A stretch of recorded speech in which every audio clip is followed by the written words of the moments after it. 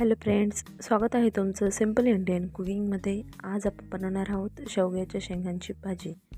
तर ही भाजी अगदी सोपी आहे, अगदी झटकेपट कशी बनवायची ती रेसिपी आज मी तुमच्याशी शेअर करत आहे। इथे तुम्ही बघू शकता, इथे मी कढई गरम करून घेतलेली आहे। एक मोठे चम्मच पळीत तेल टाकून घेतलेलं आहे। तेल चांगलं गरम करून घ्यायचं आहे। तर यामध्ये मी टाकला आहे 1 चम्मच मोहरी। मोहरी चांगली तडतडू द्यायची आहे।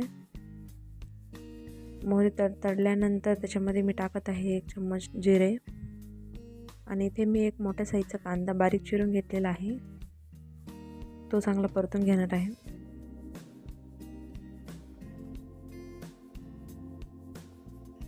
कांदा चांगला मऊ होऊ द्यायचा आहे। कांदा लवकर मऊ होण्यासाठी इथे मी थोडंसं मीठ टाकत आहे, यामुळे कांदा लवकर मऊ होतो, लालसर होतो।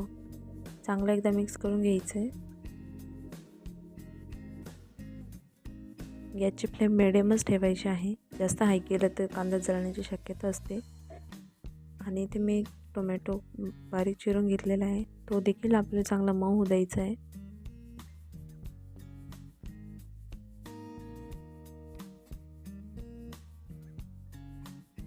ही रेसिपी अगदी सोपी आहे, तुम्ही एकदा नक्की करून बघा। व्हिडिओ शेवटपर्यंत नक्की बघा, कारण की अगदी साध्या सोप्या पद्धतीने मी शेवग्याच्या शेंगाची भाजी दाखवलेली आहे। अगदी सोपी पद्धत आहे ही, तुम्ही देखील करत असाल तर नक्की मला कमेंट्समध्ये सांगा। आता यामध्ये मी चिमूटभर हळद टाकली आहे, लाल मिरच पावडर टाकत आहे। तुम्ही तुमच्या आवडीनुसार मसाले टाकू शकता। इथे मी थोडा गरम मसाला घेतला आहे, थोडीशी कोथिंबीर मी इथे टाकून घेणार आहे, त्याने छान फ्लेवर उतरतो भाजीमध्ये।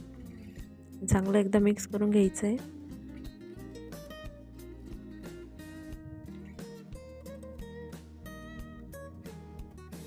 चांगला मिक्स झालेला आहे। आता इथे मी 1 वाटी मुगाची डाळ घेतलेली आहे, चांगली 20 ते 25 मिनिटे मीला चांगली भिजवून घेतलेली होती। यामुळे काय होतं की आपली डाळ पटकन शिजते, जास्त वेळ लागत नाही, गॅससुद्धा जास्त जळत नाही। आणि शेंगा मी चांगल्या अशा बारीक कट करून घेतले आहे, त्यांचे थोडेसे 1 अर्धे साल असे वरतून काढलेले आहे, सर्व साल काढायचे नाही आहेत आपल्याला। त्याने काय होतं की जर तुम्ही जास्त साल काढलं तर त्याचा गाळ होण्याची शक्यता असते। शेवग्याची शेंग पटकन शिजते, त्याच्यामुळे थोडेफारच साल काढायचे, म्हणजे मध्ये पाणी जाऊन ती शेंग जी असते ती लवकर शिजते।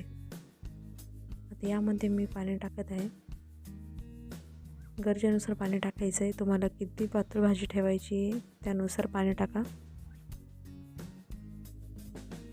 आणि ही भाजी तुम्ही भातासोबत, बाजरीच्या भाकरीसोबत, चपातीसोबत कशासोबतही खूप छान लागते। इथे चवीनुसार मीठ टाकलं आहे मी।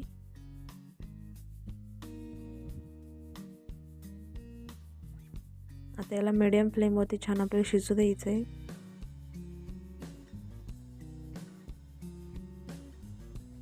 तुम्ही कशा पद्धतीने बनवता ही भाजी नक्की एकदा मला सांगा। तुमचे काही सजेशन असेल ते देखील सांगू शकता। हे बघा, छान आपली भाजी शिजलेली आहे, शेंगा पण आणि डाळ पण एकदम मस्त शिजली आहे। अशा पद्धतीने मीडियम फ्लेमवरती चांगलं शिजवून घ्यायचं आहे। तुम्हाला रेसिपी कशी वाटली हे कमेंट्समध्ये नक्की कळवा। त्याचबरोबर लाईक करा, शेअर करा आणि चॅनेलला सबस्क्राईब करायला विसरू नका। वरतून थोडीशी कोथिंबीर टाकून घ्यायची आहे। व्हिडिओ शेवटपर्यंत बघितल्याबद्दल तुमचे खूप खूप धन्यवाद।